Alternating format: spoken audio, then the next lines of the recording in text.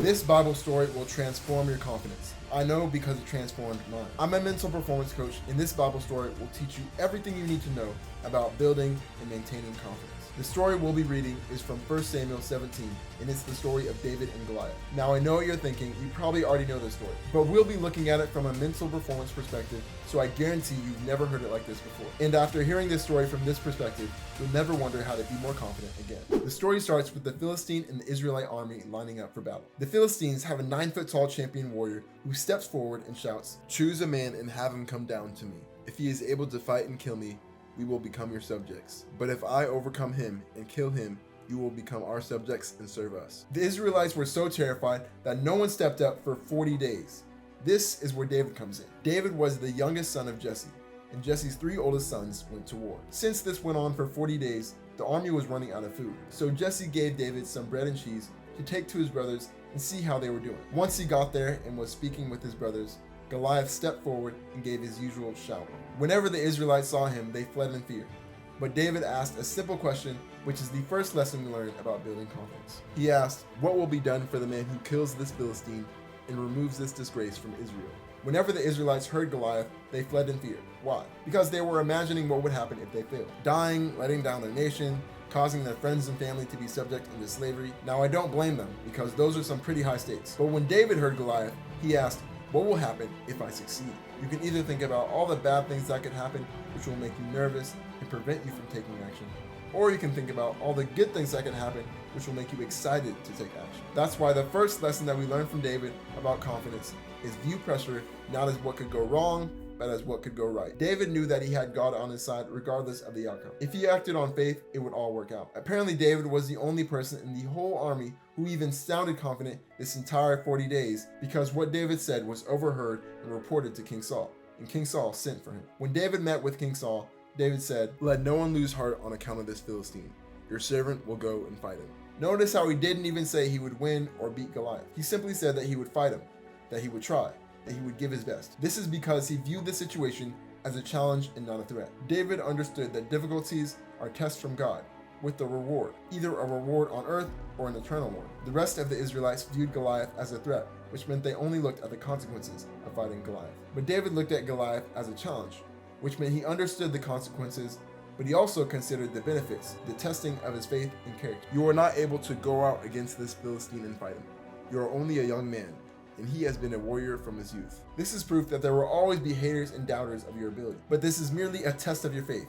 It's up to you if you pass or fail. King Saul was the worldly voice. It makes sense, right? Why would you send a young kid to defend your nation? And David easily could have said, "You're right, what was I thinking?" and given up before he even started. But what he tells Saul next is the foundation of rock-solid confidence. "Your servant has been keeping his father's sheep. When a lion or bear came and carried off a sheep from the flock, I went after it, struck it, and rescued the sheep from its mouth. When it turned on me, I seized it by its hair, struck it, and killed it.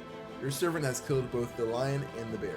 The foundation of confidence is preparation and experience. David wasn't confident because of naivety and ignorance. He only spoke with such confidence because he had experience fighting off bears and lions. Sure, he was just a shepherd and not a champion warrior, but he had already fought in life or death situations and prevailed.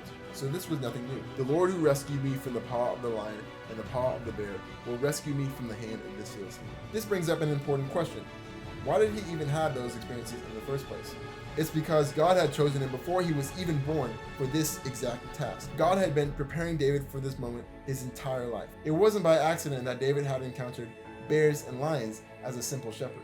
Now it was just on David to trust God and take the challenge. God has given you special gifts and put you through certain experiences so that you will thrive in the calling that he has for you. Saul could see how confident David was, so he agreed to let David fight. Then Saul dressed David in his own tunic.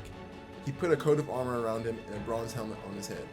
David fastened on his sword over the tunic and tried walking around, because he was not used to them. Saul gave him the best traditional armor and weapon that anyone in the army would be honored to have. But David said, "I cannot go in these, because I am not used to them." So he took them off. Then he took his staff in his hand, chose 5 smooth stones from the stream, put them in the pouch of his shepherd's bag, and with his sling in his hand, approached the Philistine. David took off the armor that Saul had given him because it wasn't him, and he knew that to do his best, he had to be himself. Every detail that God designed you with was intentional and for a reason. God didn't make David big and strong, even though one day he knew that he would go against Goliath. God made David smart and talented with his sling, so that he would have to rely on his faith, which would bring God the glory. David's unique qualities, which God intentionally designed for this moment, was the only way that David was going to win this fight. Am I a dog that you come at me with sticks? And the Philistine cursed David by his gods. Come here, he said, and I will give your flesh to the birds and the wild animals. As we already learned, there will always be haters and doubters, but this is merely a test. I'm not gonna lie though, if a 9-foot tall giant said he was gonna feed my flesh to the birds, I'm not sure I would remain so confident. But here's what David said. You come against me with sword, spear, and javelin, but I come against you in the name of the Lord Almighty, the God of the armies of Israel, whom you have defied. This day the Lord will deliver you into my hands, and I will strike you down and cut off your head.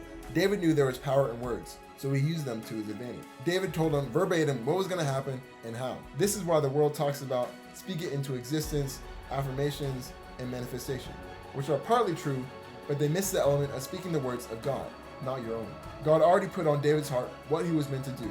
Now David just spoke it. And by speaking it out loud, it's reinforcing his own belief and communicating to God his faith. This very day, I will give the carcasses of the Philistine army to the birds and the wild animals, and the whole world will know that there is a God in Israel. David tells Goliath what we just learned, that he was chosen by God for this specific task, that it's through God's strength and not his own, and that this victory will glorify God. As the Philistine moved closer to attack him, David ran quickly toward the battle line to meet him. Hold on a second. Did you hear what the Bible just said? It said David ran towards this 9-foot tall champion warrior. Now either David was clinically insane or he had the Holy Ghost with him. I believe it was the latter because of what he just told Goliath. If you knew that you would be victorious over a challenge and that it would glorify God, wouldn't you be excited too? Reaching into his bag and taking out a stone, he slung it and struck the Philistine on the forehead. The stone sank into his forehead and he fell face down on the ground. David accomplished the impossible task of defeating Goliath and was completely confident while doing so because of these lessons that we learned. It's up to you to apply these principles and become the confident version of yourself that God designed you to be.